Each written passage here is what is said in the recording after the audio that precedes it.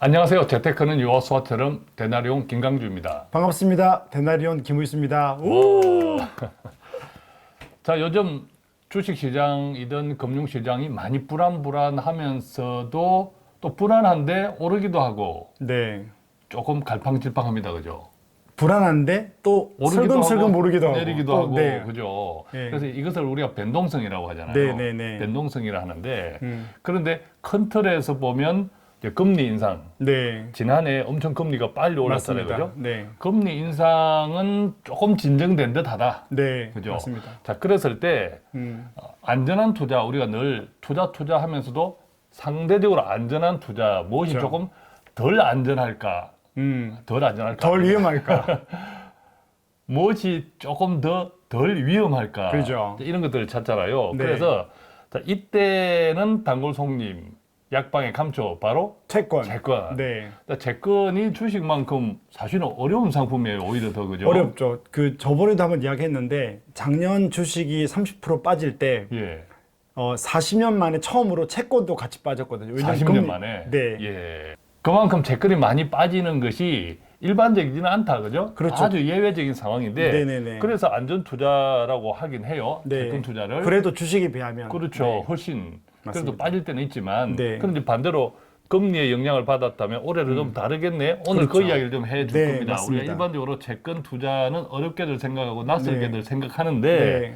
오늘 그 이야기를 올해는 아무래도 채권도 되돌림 현상 있지 않을까 그 네. 이야기를 할 건데 좀 구체적으로 부탁드리죠. 네, 오늘은 좀 이해 잘 되게 채권 이야기를 해드릴 거고요. 예. 채권 투자 그러면 굉장히 많이 헷갈리거든요. 막 예. 금리 수익률인데 오늘 좀 쉽게 설명을 드리도록 하겠습니다.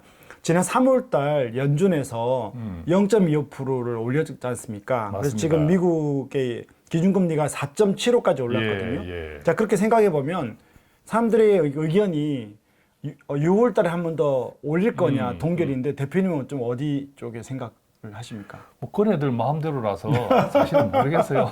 맞습니다. 이게 정답입니다. 우리가 예측하는 건 어렵고요. 예. 늘 이야기하지만 대응을 하자. 예. 그래서 두 가지가 있겠죠. 인상을 한다 그러면 0.25를 올리는 거죠.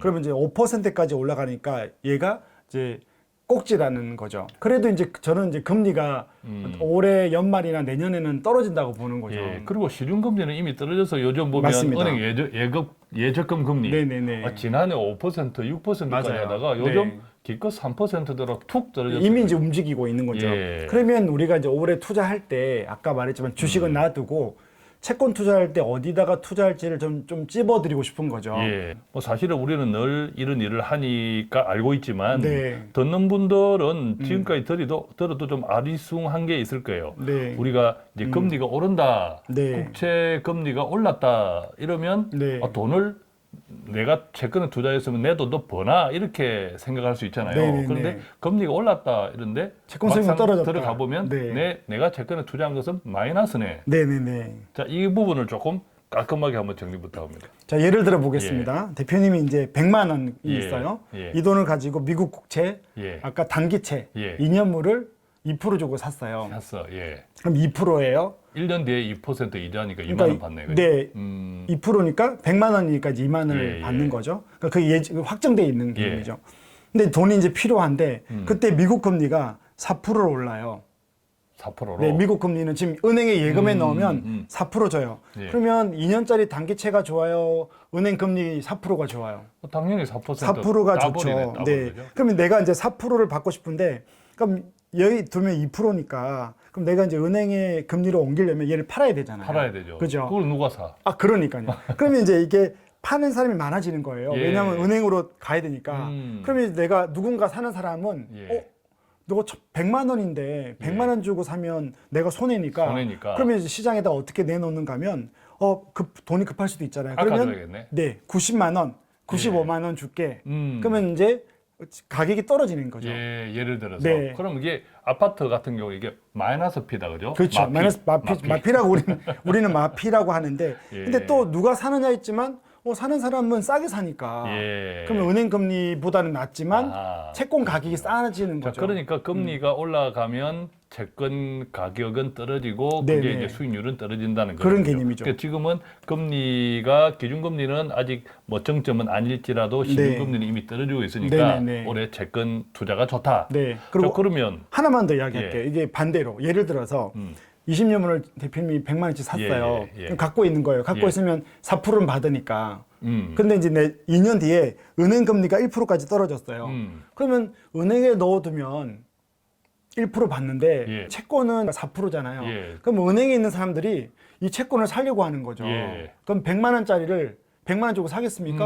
아니야. 나 100만 원에 못 프리미엄. 팔아. 예. 네, 프리미엄 받는 거죠. 예. 그래서- 그래서 채권 가격이 오른다. 네네네. 수익이 생긴다. 네네네. 그렇군요. 네, 그렇게 보시면 됩니다. 자, 그러면 이 같은 채권들을 구체적으로 우리가 미국 가서 살 수는 없고 네. 한국에서 이제 일종의 금융 상품, 네, 금융 네. 상품은 예를 들면 어떤 것들이 있나요? ETF가 지금 선물도 있고 ETF가 있는데 ETF를 좀 공유하는 편이에요. ETF. 네, 그 T 한번 찾아보십시오. TLT ETF라고 TLT 있습니다. 네, 그래서 자, 이거 미국이 이제 우리가 장기채. 일반적으로 티크 이름이라 티크라고 이야기를 하죠. 이야기하는데 네. 이게 TLT다. 네, TLT는 장기채입니다. 해외 미국에 있는 걸 직접 뭐 환율로 사기가 어렵다는 분들은 국내 타이거나 예. 그때 그다음에 코덱. 타이거는 미래에셋 운용사 이름이고요. 자산운용사 이름이라고 자산운용사. 그러죠? 코덱은 삼성자산운용이라고 그때 말씀을 드렸거든요. 예. 여기서 나오는 장기채 10년물 ETF도 팝니다. 예. 네, 이 두 가지 정도를 관심 가지고 접근하면 괜찮을 것 같습니다. 이런 이제 장기채 ETF 이런 등등은 네이버나 이런 데서 타닥 쳐봐도 네, 나와요. 나옵니다. 그죠? 예, 네. 그런 쪽을 좀 보시면 되겠고 아무래도 환율의 변동성도 있으니까 그 부분이 좀 부담스러운 분들은 한국 상장된 한국의 채권들 아까 그렇죠. ETF 그런 것들 관심을 가지시면 되겠고 그런 등도 네, 등등하네요. 환율이 뭐 또 이렇게 공부해봤는데 그런 질문 하거든요. 센터님 그럼 TLT를 만약에 구매하는데 이게 환율로 가니까 환율이 또 떨어질 거 아닙니까? 라고 만약에 그렇게 생각할 수 있잖아요. 예. 그러면 저는 이제 그러면 국내 상장된 ETF를 사도 나쁘지 않다고 생각이 듭니다. 그리고 또 채권 투자는 아무래도 장기적으로 투자하기로는 좀 한계가 있을 수도 있겠네요. 그렇죠. 그죠? 금리가 이렇게 사이클이 한 5년 안에 그렇죠. 계속 왔다 갔다 하니까 예. 저는 한 2, 3년 정도 보면 나쁠 것 같지 않습니다. 그리고 우리가 항상 이야기하지만 이제 분산 차원에서 네. 주식하고의 이런 분산도 조금 고려해 볼 필요도 있겠고. 네. 그죠? 예, 등등이다. 자, 오늘은 이렇게 해서 채권 투자에 대해서 조금 상세하게 말씀드렸는데 참고되시면 좋겠고요. 오늘 또 대나리오는 우리 가정에 하나님께 주신 재정을 어떻게 세상에서 좀 지혜롭게 불릴 수 있을까, 잘 운용할 수 있을까라는 팁을 드리면서 저희는 여기서 마치겠습니다. 고맙습니다. 감사합니다.